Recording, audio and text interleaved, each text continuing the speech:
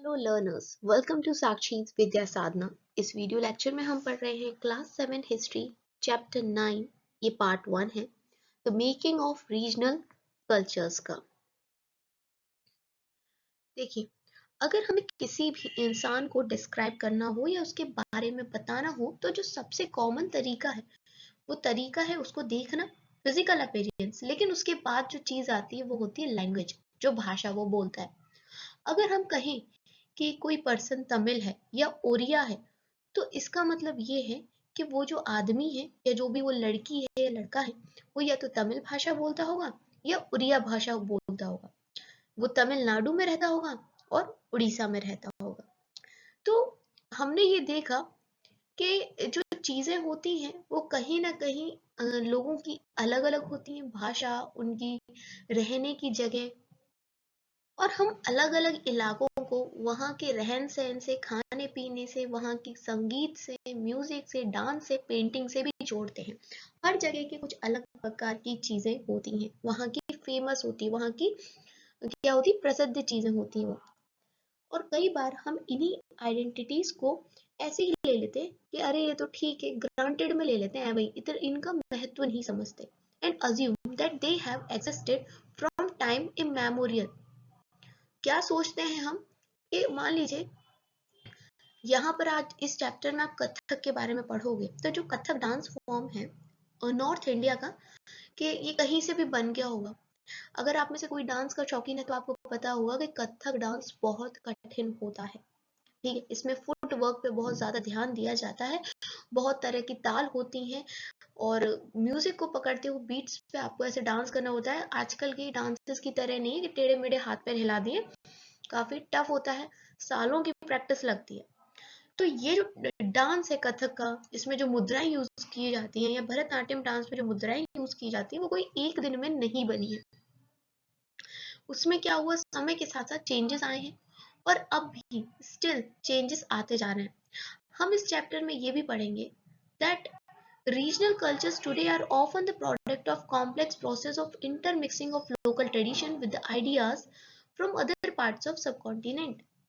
आज अगर हम किसी भी एरिया का कोई कल्चर देखते हैं, जैसे अगर आप इंडिया में गोवा चले जाइए तो गोवा में आपको कौन सा कल्चर दिखेगा पता है?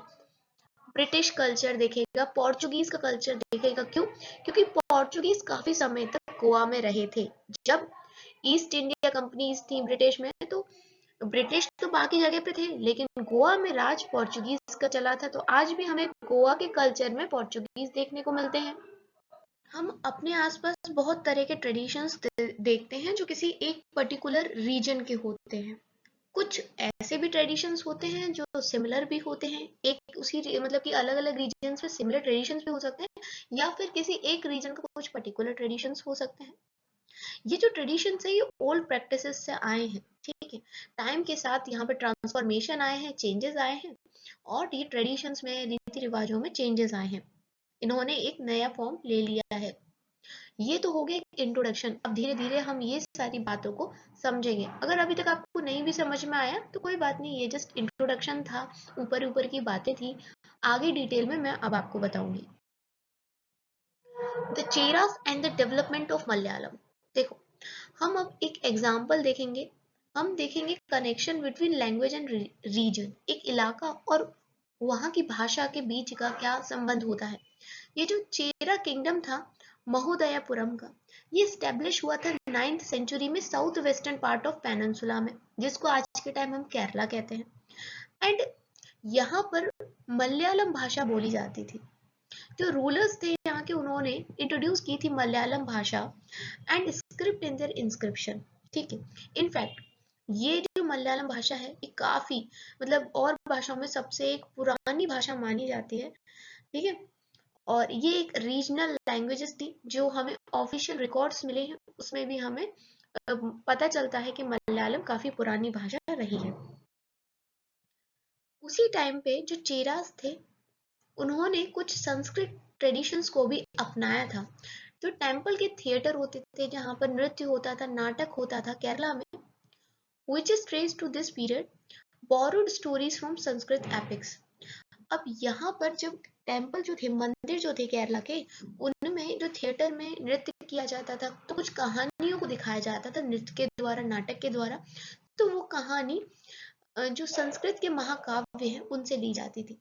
अगर हम हिंदुओं के महाकाव्यों की बात करें तो दो बड़े महाकाव्य हैं, वो है रामायण और दूसरा है महाभारत।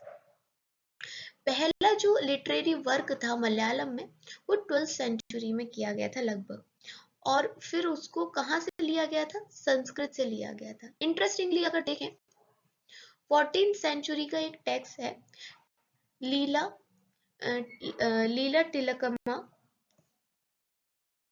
जिसके अंदर ग्रामर और पोएटिक्स की बात करी गई है, उसको कॉम्पोस्ट किया था मणिप्रबलम में।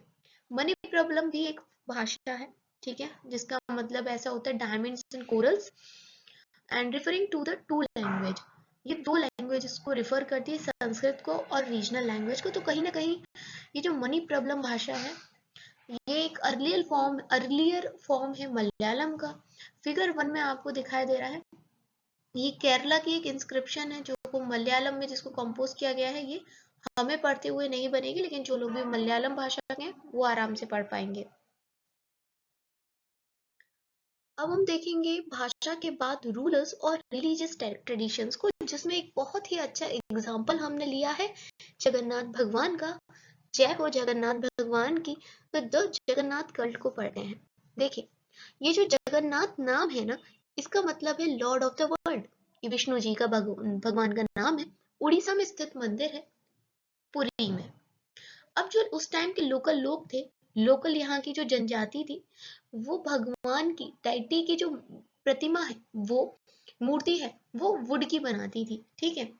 और ओरिजिनली यहाँ पर इसको लोकल गॉड के नाम से जाना जाता था कि जगन्नाथ भगवान यहाँ पुरी के लोकल भगवान है। आगे जाके इन लोकल भगवान जगन्नाथ जी को विष्णु जी के नाम से जोड़ दिया गया कि भाई ये तो विष्णु जी का ही अवतार है। 12th सेंचुरी के अंदर एक बहुत ही इंपॉर्टेंट रूलर आते हैं गंगा डायनेस्टी के, अनंत वर्मन। इन्होंने डिसाइड किया कि हम एक टेम्पल को इरेक्ट करेंगे फॉर पुरुषोत्तम जगन्नाथ पुरी में, ठीक है।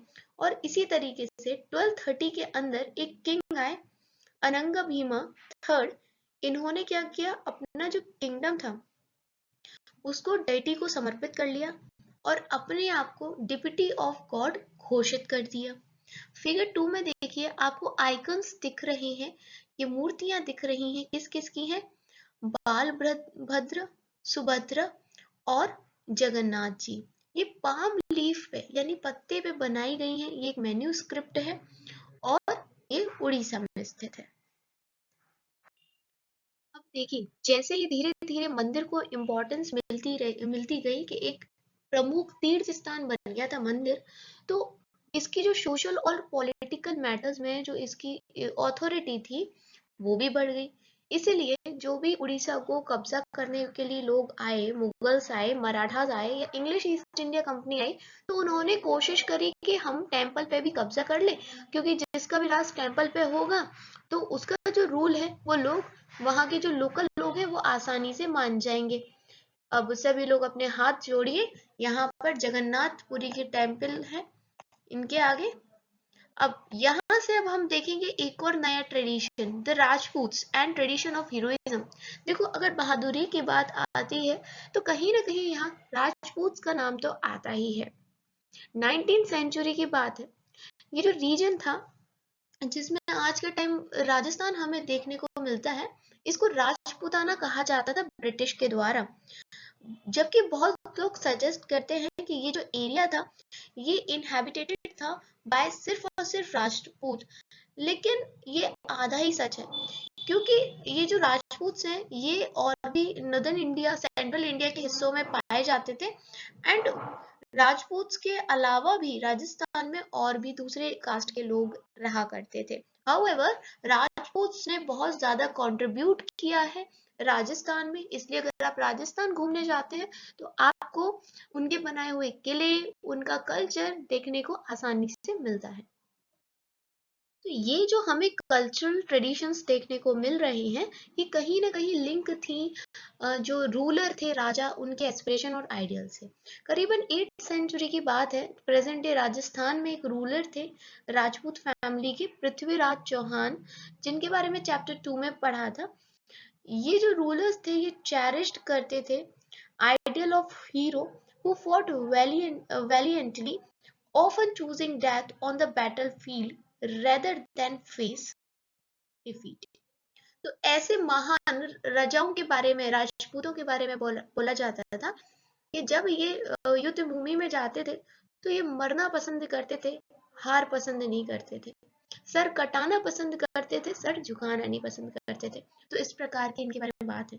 स्टोरीज बहुत सारी आपने सुनी होंगी राजपूत हीरोज की, जिनको रिकॉर्ड किया गया है पोएम्स और गाने के माध्यम से, और इनको बहुत सारे लोग गाते हैं, गा गा के औरों को बताते हैं। इनकी जो वीर गाथाएं बोली जाती हैं, वीरों की गाथाएं, और इससे क्या होता है कि इनकी जो यादें हैं वो प्रिजर्व्ड रहती हैं, आगे के लोगों को इंस्पायर करती हैं। ठीक है, जो ऑर्डिनरी पीपल हैं ये भी अट्रैक्ट होते हैं इनकी कहानियों से, जो ज्यादातर एक ड्रामा से सिचुएशन में दिखाई जाती है ना, कि किस प्रकार के इमोशंस होने चाहिए, कैसी loyalty, friendship, love, valour, anger, ये सारी चीजें ड्रामा से, अपनी कविताओं से लोगों तक पहुंचाते हैं। राजपूत की जो हीरोइज्म की कहानियां हैं वो लोगों तक पहुंचाते हैं। तो ये जो कहानियां हैं इसमें क्या औरतों की कोई जगह है? Did women find a place within these stories? Sometimes they figure as the cause for conflict, as men fought with one another to either win or protect women। लेकिन देखो, और स्टोरीज का तो नहीं पता, लेकिन हाँ, औरतों को इस तरीके से जरूर कहानियों में रखा जाता है, इंक्लूड किया जाता है कि वो कहीं ना कहीं लड़ाई की जड़ है। या तो एक औरत को जीतने के लिए, मतलब आपने देखा है ना, शादी करने के लिए, मतलब कि उससे लड़ाई हो रही है, या फिर किसी औरत को कोई प्रोटेक्ट कर रहा है इसलिए लड़ाई हो रही है। सो वुमेन को भी डिपिक्ट किया गया है as following their heroic husband in both life and death. कई बार औरतों को इस प्रकार से भी डिपिक्ट किया गया है कि जब किसी के मान लो पति युद्ध भूमि में गुजर जाते थे या उनकी मृत्यु हो जाती थी, तो औरत भी प्रैक्टिस करती थी सती को, या फिर इंग्लिश में बोल लीजिए immolation of widows on the funeral pyre of their husbands. आप सब सती समझते होंगे, immolation of widows on the funeral pyre of their husband का मतलब ये है, इसी को सती कहा जाता है, कि जब हस्बैंड हमारा मर जाता है, जब किसी का हस्बैंड मर जाता है तो उन्हीं की अग्नि में, चिता की अग्नि में वो खुद को जला लेती है। देखो, कोई व्यक्ति खुद मर रहा है तो एक बार ठीक है, लेकिन अपने आप को जिंदा जलाना, इस तरह की हमारे यहाँ कुछ कुप्रथा भी थी। तो जो लोग मतलब हीरोइक आइडियाज को फॉलो करते थे उनको अपनी जान भी गंवानी पड़ती थी। अब ये जो नेक्स्ट पार्ट है जिसमें हम कथक के बारे में पढ़ेंगे, इसको मैं नेक्स्ट वीडियो में बताऊंगी। इससे पहले एक मैप देख लेते हैं। सो ये मैप में वो एरियाज आपको दिखाई दे रहे हैं जिनके बारे में हम इस चैप्टर में पढ़ रहे हैं। जैसे कि देखो, ऊपर में हिमाचल, ये पूरा राजस्थान का, बीकानेर, जोधपुर, छत्तीसगढ़, जयपुर, अजमेर, मेवाड़। उत्तर प्रदेश में आपको लखनऊ, अवध दिख रहा है।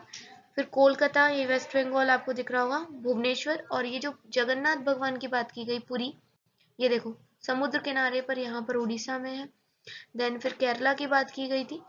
तो ये सारी जगह हैं, सिक्किम है ऊपर में, इनकी हमने बात कर ली। तो वीडियो अच्छी लगी तो लाइक करना। मिलते हैं नेक्स्ट वीडियो में। Bye bye, take care, thanks for watching Sakshi Vidya Sadhana.